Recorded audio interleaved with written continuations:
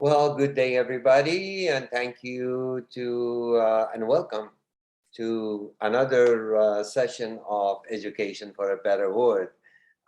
Today, I have a wonderful guest that I am pleased to have here and introduce to you today. Dr. Scott Fronrath is a dear colleague and a gentleman that is going to be our guest today. So, welcome, Scott. Thank you. Thank you for having me, sir. Pleasure, pleasure. I know the audience is going to very much enjoy learning about you and your perspective on what we want to talk about education, how to create a better world in through education. But maybe we can start, learning about you, your personal journey to this point, if you don't mind. No, it's perfect. I consider my personal journey is really just one of those. I want to say it's there's a saying that most people say, if I can change one thing growing up, I would change something, and I'm not one of them. I'm not saying I grew up the way I grew up, and I grew up very almost less than modest home. So education was not really thought of, which actually kind of transcends in today. So just my personal background is just I've always been somebody to be try to be the best person I possibly can, be a good friend, and just kind of just serve. And I've always done something from the Boy Scouts to just volunteering here, volunteering there. I just try to do my personal background is really kind of that. Um, the person you see in front of you, not always wearing a tie and jacket, but I'm really the same human. I'm the same human in this platform, and you'll see me elsewhere. So I think it's that background, that upbringing is something that I, kind of keep with my passion no matter what I do. And I always say this to Deed is, don't ever forget where you came from, because that's the most important thing that you have. That's the only thing you really have. And as long as you maintain that humility, you will become part of that. So that's kind of, I want to say who I am. I mean, it's a long story, but so for a short period of time, this is pretty much it. I'm a very authentic person.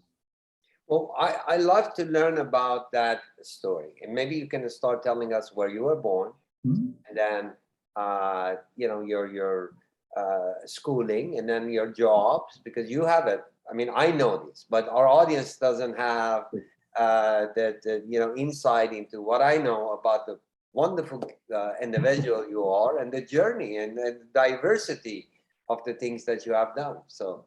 Well, perfect. And I appreciate it. I try to stay humble, and these kind of interviews sometimes are one of those like, you don't want to talk about me. I want to learn about you. And so that's just who I am. But my upbringing was interesting. I grew up in the United States, and I grew up on the East Coast, primarily in the state of Florida. And I grew up, what you would consider poor. College was for the rich people. College was for the only way you're going to get into school is if you sold a house. The government funding, the financial aid that's out there wasn't really available back. I feel like you say back in the day, but growing up, it wasn't really thought of. So really, that thought process was finish high school, get some sort of workforce certificate, get some sort of whatever it might be in the blue collar world, or mechanical design, which is now considered something different, but mechanical design was more graphic art. Get into drafting, get into architecture, whatever. That's the only way that you were going to proceed, especially if you grew up and you didn't have those options. And again, remembering where you came from, that's in my mind. So I try to recognize that not everybody is me and not everybody is us. And so I try to get that into the world of trying to better other people. But I'm unique enough that I can say that I've been there. I can say that I remember making, lunch or dinner on a piece of bread with just either, mustard or something on it, where that was my lunch. That was my dinner. Single parent. So I'm very happy of how I gain, because there is a level of humility that always will remain.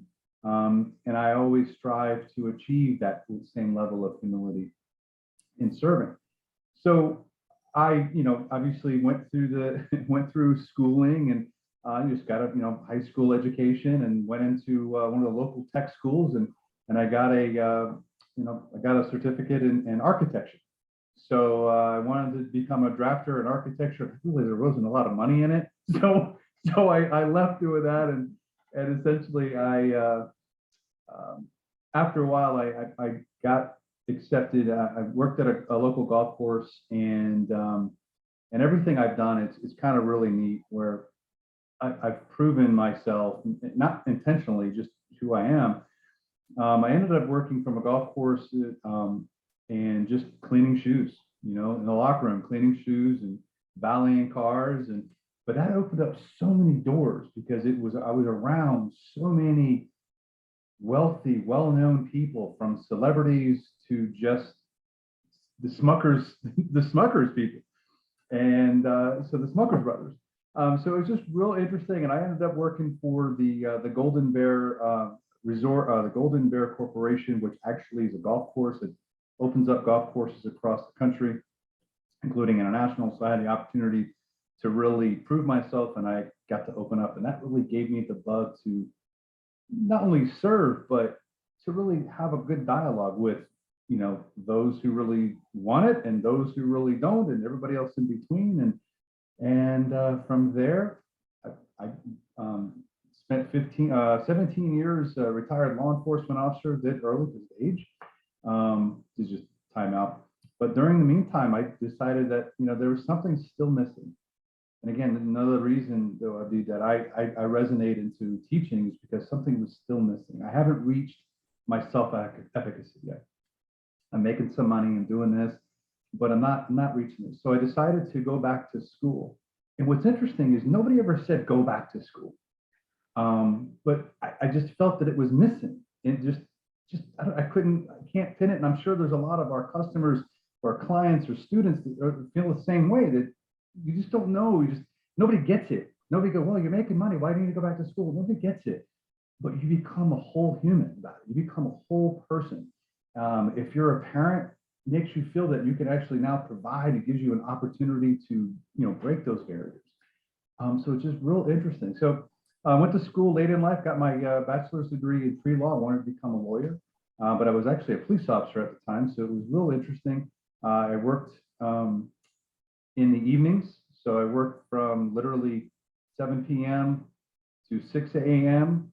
and I went to school at the same time, and I was a road officer, so I wasn't able to go to an office and do all my work. So everything was in a police car, so you can't do much there. So I understand some of the students that have time barriers, or restrictions for that particular reason. And again, I think that's remembering who I am as a human. Coming from there makes me a really good professor. I get it. I really do get it. From there, I got the bug. So from the bug, I I begot my master's degrees in criminal justice, human resources, and then I specialized in law, and I got some legal studies in there, primarily for more labor, more employment law. Still got the bug, and talked to some people, and I'm getting my doctoral degree in organizational leadership and human resource development. And then from there, it just caught on. And it's amazing. Steve, I know I'm kind of hijacking, telling a long story, but it's real interesting as we tell our students, and I know you have, and I know Pro Education Group. But the reason, when I was looking at potentially joining and have the opportunity to join what you're talking about, is education for a better world. And I love that, because there's a lot of people that say, well, when you get your bachelor's degree, it's going to open up doors for you. Well, I'm going to agree and a little bit disagree. It's going to open up more doors for you. It's going to give you more opportunities. But I use the analogy or metaphor is, if you're walking down a corridor, you're going to have the opportunities to see all these doors. Without your bachelor's degree or certification, you're never going to see those doors to begin with. But the higher you go, those doors become more open. People are going to be standing at the doors.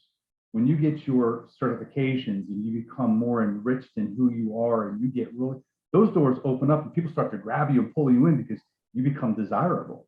So for me, that's how I've always taught, saying when you get your degrees, I know this is tough, but trust me, somebody's going to be standing at that door saying, "I've been waiting for you," and come in here. So, my pursuit of trying to be the best I possibly can, kind of, is where I am educationally. Hope that answers the question. Not long. Oh, no, absolutely. Thank you for sharing that with us, because I know at the same time you volunteer in number of different groups within the community. Before we go in with other question about education, I think it's a good gateway to talk about some of those activities, because I think that's really wonderful, and we all have to do more in making our community a better place, the world a better place. So if you don't mind, maybe you can talk to us about some of those organizations that you volunteer and you support. No, absolutely, and thank you for that opportunity, because we sometimes forget those around us. We see them all day long, and I primarily love the two groups that I volunteer for. Primarily deal with homelessness, or happens to deal with human trafficking. And human trafficking, it's really the victims. They've been kidnapped from kids, or they've come from overseas, and so that level of assimilation has been really something that I really enjoy doing. I think it maintains your level of who you are as a human. It reminds you that you are better. Even if your worst day, if you can walk into your house and open up the refrigerator and even grab a bottle of water, you're better off than sometimes those humans that are out there and sometimes forgotten. So I love the fact to let them know that, when I do volunteer, it isn't just for the holidays. Even though that's okay, it's okay. It's an ongoing thing. So I love the opportunity because I was close to being homeless. So that's where I could, again, resonate from my childhood. But the human trafficking piece, that's a real interesting, those are damaged people. Those are non-trusting humans. We see more boys now than girls that are being human trafficked, from not only narcotics, but for everything else in between. Interesting story though about it, Abid.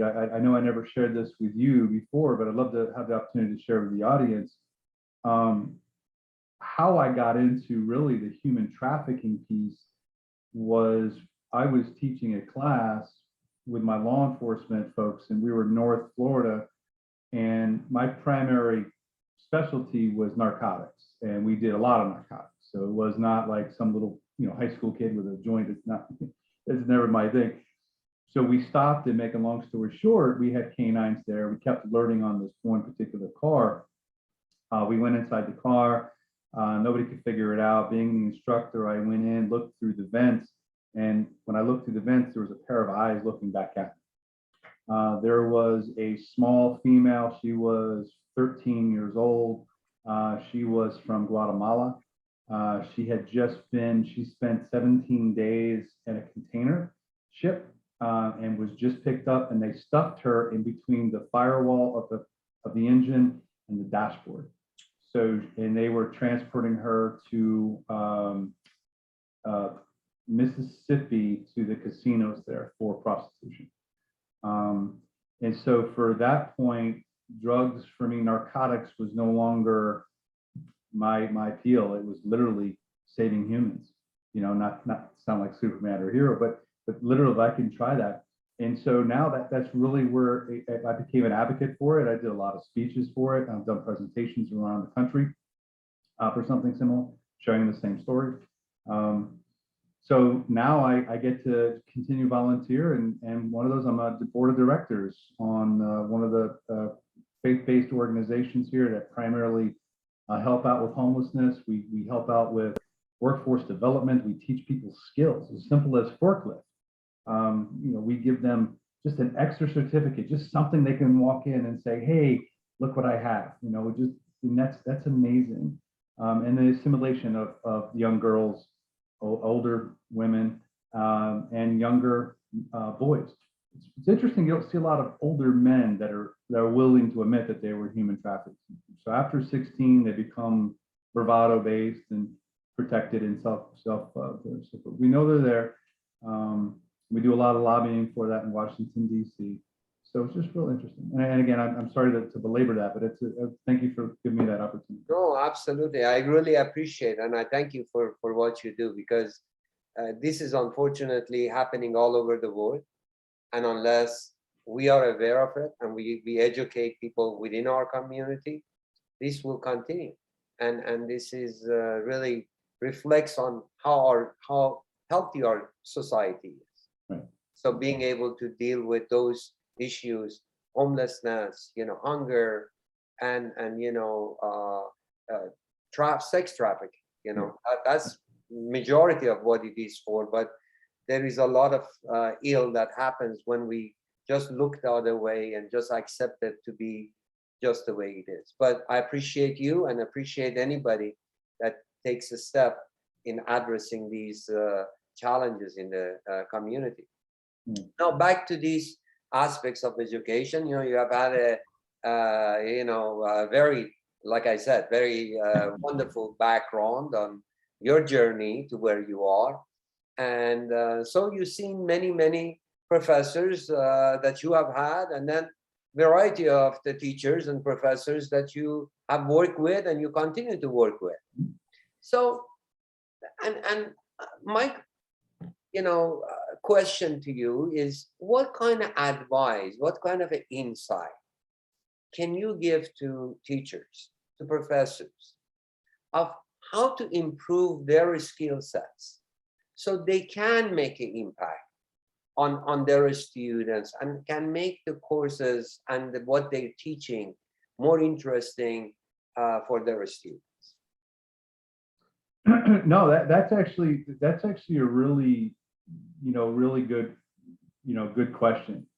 And it really depends. And having the opportunity to sit on many committees, some of the credentialing bodies, like in the state of Florida, all the way up. I'm sitting with SACS, Southern Associations of School and Colleges, and they do talk about how do you keep your students engaged, and that's really that's really one of those holy grail questions, if you will. That's the question. How do we keep them engaged? Well, primarily it's faculty, but it's also the curriculum. They have to be interested. This isn't K through 12 is different. Unfortunately, there's not a universal system in the United States for K through 12. I wish there were, but there's not. So it makes it challenging because some states require just testing. You got to test to the curriculum. It is challenging, but still the teaching is still the same. You have to appeal to the students somehow. Figure it out. You got to create a relationship. If you become dictatorial, if you become, hey, you're going to do it this way and you have to do it this way and get out of here, that's not. We get so caught up in classroom management in the K through 12. And I've had opportunities to teach principals, and they said the same thing. So in the collegial level, as a dean, even as a program director, I had the opportunity to groom some professors. And what I found, and I'm sure that your research and pro-education group has probably found the exact same thing, is just because you're an expert in the field doesn't necessarily mean you're going to be a really outstanding teacher. And you may have tons of stories. So what I try to work with people is tell stories. I don't care what it is, tell a story and you will capture an audience. If you just regurgitate the knowledge, or if you're trying to teach them as if they're in your business world, there's going to be some frustration. And I noticed a lot with lawyers, some of my attorney colleagues found, and they've reported back that it's challenging because they were taught through a Socratic method. Well, a Socratic method is a very critical thinking type of role. And there's formality in there, but so it's different to actually have new faculty to come in. So what I've done is I've had them team teach, I've had them shadow, and team teach is we do it together. You do part, I do a part, you share, I share. If you're struggling, I kind of help you out. And that's kind of that mentoring piece. And it's a program that I designed for one of our universities. And the other is we had a lot of adjuncts that wanted to apply at the same time. You know, people just wanted to apply. And I suggested that we do an adjunct academy. This was pretty simple, not easy, but simple, where they had to come in, they had to team teach, and they had to do cross-discipline. And the cross-discipline is real interesting. And this actually worked for those attorney faculty colleagues that I was telling you about, because they're so used to teaching the law, and law is pretty, you know, there's not a lot of flair you can get out of it. So I have them go to a science class, or I have them go to an English class, or I have them go to somewhere else just for a couple hours or half a day, and they're with their primary faculty, just so they can get the different students and glean something to take it back to them, to their particular class. And the astonishing thing is when we piloted this in West Palm Beach, this actually worked because they're using it now in some shape in a different format. They've actually grown, so it made me feel better. Is the attrition was almost nothing. The ability to actually graduate almost 89 to 92% of our students was perfect. And during that same year, not one professional development for any of those faculty members that needed to come in for any kind of, you know, timely response, feedback, you know, anything that sometimes we just forget because I'm just an adjunct, I'm just going to close it. No. Invest, create the relationship, and the relationship actually works both ways. And we noticed that every faculty member, and this is memory only, so I apologize for the data, I don't remember, but nobody got under a 4 out of a 5. Nobody. And it was a beautiful thing. So when I became a dean, it was beautiful because I didn't have to counsel any of the faculty members. So I was able to free up my time. But it's a beautiful thing when you see the faculty member going, wow, that was great. Or, you know, they cross discipline and the faculty learn from each other. Like, I didn't know that about your class. I didn't know that about them. So those are just my advice that I've seen has worked. I'd like to, you know, continue doing that. So more. It sounds like a wonderful practice, and you know, something that really allows the learning and the team teaching or bringing people with mentorship programs. And such programs just are so wonderful in not only developing individuals' knowledge, but is developing relationship with the whole group. Right.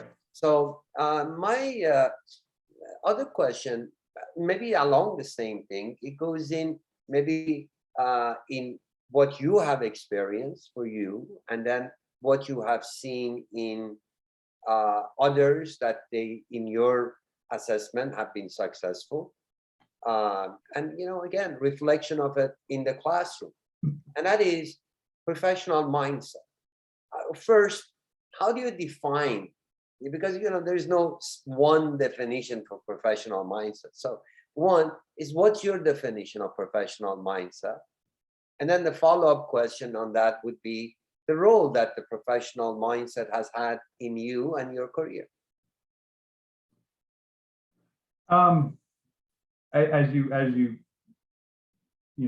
introed that question, there's a lot, right? There's not just one thing for professional mindset that I can, but for me, it's literally always doing the right thing. Again, not being perfect, but just try to do the right thing and always achieve to be better. So raising the benchmark for yourself, raising the benchmark of excellence, whatever it might be, that's my level. If I'm able to, for teaching, I always try to better myself. I always try to learn more. I try to um,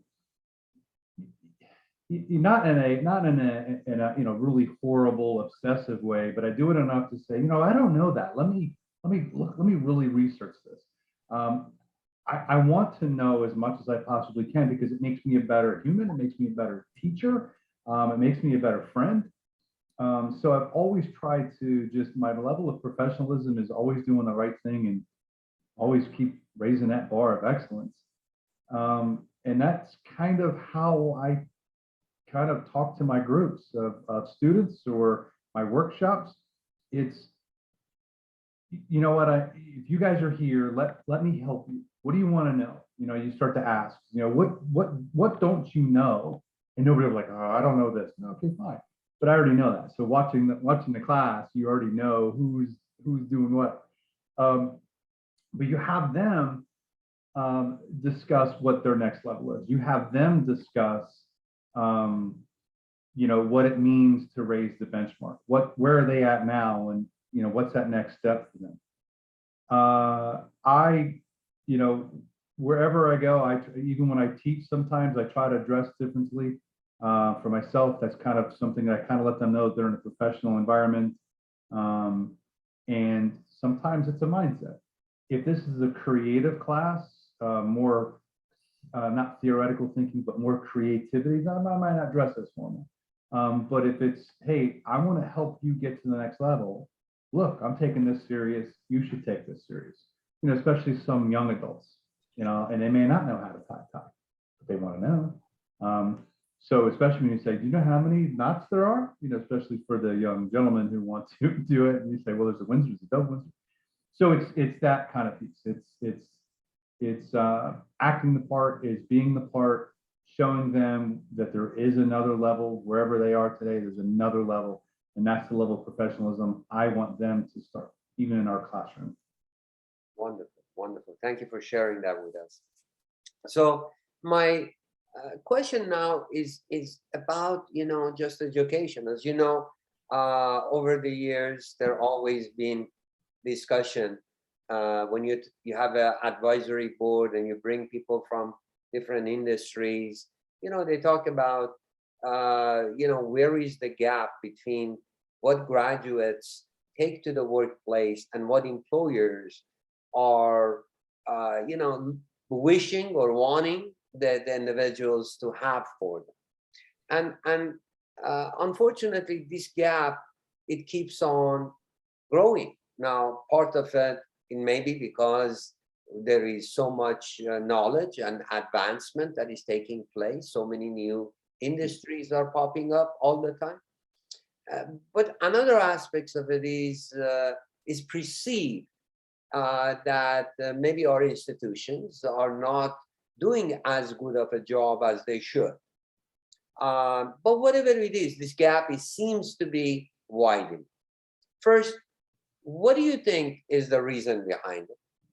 And then follow up to that is, what can we do to address it? And that is, I don't think is only in Florida or California or New York. I think this is worldwide. So please.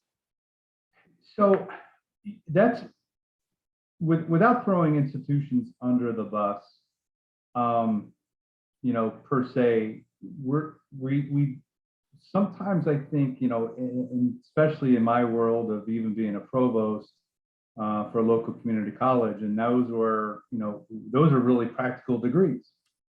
But what's interesting is sitting on some of these committees, we find that nobody's really paying attention to the PAC committees, to the business communities that are the advisory committees that are coming in saying, hey, we love this program, but you know what we're looking for? And so every PAC committee that I've ever been on, they review books and they're like, yeah, it looks good. So there's a lot of checks and balances that we do. And I will tell you that the more public an institution is, the more glacial it is to change. It's hard to change tradition. It's hard to change philosophy. It's hard to change it because if you have a board of directors, They might be appointed by the governor, and therefore their job is to, try to maintain the governance of that particular school system. Private have more opportunity to really listen to the businesses. I've had the opportunity to work for both, and the private has the opportunity to literally say, well, what can we do to make our program so you can hire our students, right? Because there's a metrics and everybody's based upon a metric. Well, when you're in a private institution, you can develop classes a lot faster. You can have a quick cause and effect. You can add the certifications piece, very similar to what American Heritage College is doing. Those are specifically designed certificates. Those are designed to say, I want to make you better today than you were yesterday. You don't have to spend a ton of money doing this. And this is what we've gotten from our advisory committees, and you're ready to go. That's what needs to happen across the board for education, and it doesn't. And that's what gives opportunities for other institutions to learn and actually conduct their own SWOT analysis of really not so much the opportunities, but what's the threat. And if students don't find what we found is the attrition rate has become more prevalent when students no longer feel the value of their degree or purpose. Especially when they're talking to people like, you don't really need that to get this. Maybe not, depending on the source. So I think it's just an inherent challenge. It's a barrier between tradition and the political world and really what the business people want. The business people, the HR folks, but not even just the HR people. It's the supervisor saying, oh my God, I would love for you to deliver this human with this level of skill set. Great, perfect. At no point did they say, we want them to understand the theory of how this discipline, no, they just go, can this person come in here and do this? Because we'll pay them $1 gazillion, whatever. They just want that. And the school system sometimes are missing it. They really are. They're also missing the soft skills, the interview, the handshake, the eye contact, the active listening. Again, something where they're coming into it. And I'm going to end on a story that I still use to this day, and some can say it's a millennial thing or a Gen Z thing. But I'd like to say differently. We were doing a massive hiring. We were hiring some academic advisors. And we had a couple fresh out of college or they're still in the process of graduating with their graduate degree. And they came across and they had all the check boxes. But then they accepted it, they did the offer, then they retracted the offer because they wanted a 20% raise on that, and they had zero skill. They just have academic skill. They don't have any practical skill. And so I thought of that, without belaboring that particular example, what do you have as a true example that you're able to do papers? That's not worth it. And again, one of the reasons that I like the American Heritage is because the college is giving practical degrees, practical experience that says if you do this, you get this, you get this. That has so much value for a candidate that they could possibly say, I want 20% raise, on top of that within itself. So it's just, again, the institutions are saying, you can do this, and I would expect a lot of money, but if you're not giving them the skill, it makes it really challenging, and you're setting that student up for failure. Now, I have one last question, that I want to, ask you, and I can go on and on for hours because I really enjoy the conversation, and I'm sure our audience does as well. But the question that I have is based on opportunities, and that opportunity is for institutions, for teachers, and for students. When you look at today's, where we are, and looking at what is being projected as being the future, first, of course, you and I, we are privileged to be in education. So I would, be a little biased and want more and more people to join this wonderful industry wherever they are in the world, and make a difference in other people's life. But beyond this, where do you see the major opportunities for young individuals as well as educators? How can we make these possibilities to come true for our students going forward? So just so I understand the question, because I think I heard maybe a couple in there, I wanted to make sure that I address that just so I don't take up too much more of the time. Are you referring to what opportunities for them, for students to pursue, or where how they should look for those opportunities to get where they want to be? Right. I think maybe both, but in Okay. reality is one, there are so many different industries that are coming up, and they are changing world. I mean, just what happened with this pandemic, how we were able to adjust. Right. And all of a sudden now there are more people working from home than they ever did before. Right. Right. Right. How the gig economy became just now far bigger portion of our economy, right? Mhm. So there are things that are happening in the world, and they always been happening, but they just been accelerated. Mhm. So there are opportunities to make sure our students that are in this institution can be best served.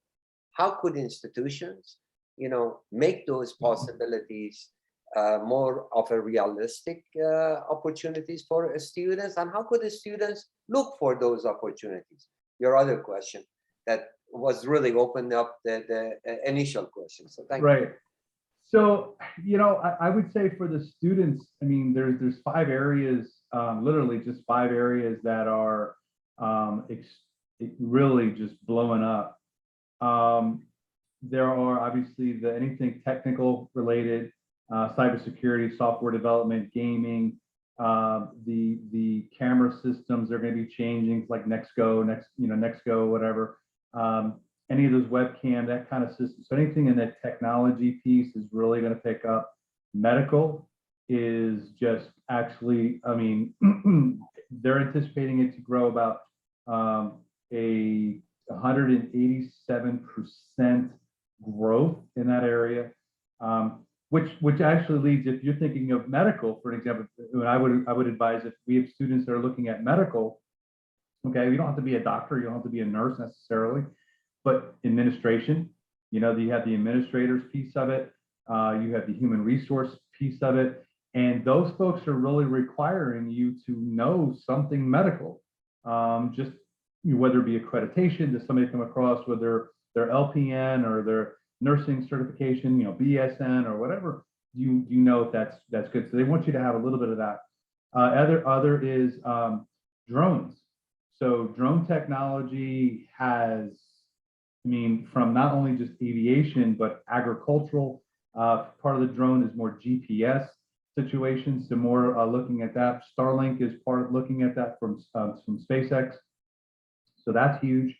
Sustainability, anything sustainability through environment is absolutely something else that is a growing dominant community of need that isn't there, because they don't know yet. We're still, believe it or not, and no pun intended, we're still growing.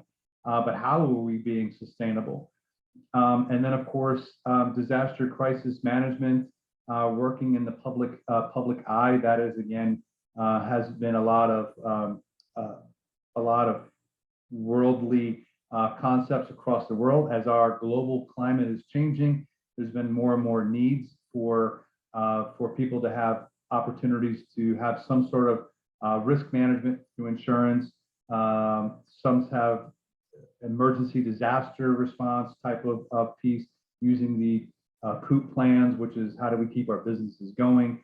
And then, of course, you have the other ones that are always going to be financial, and of course, tech.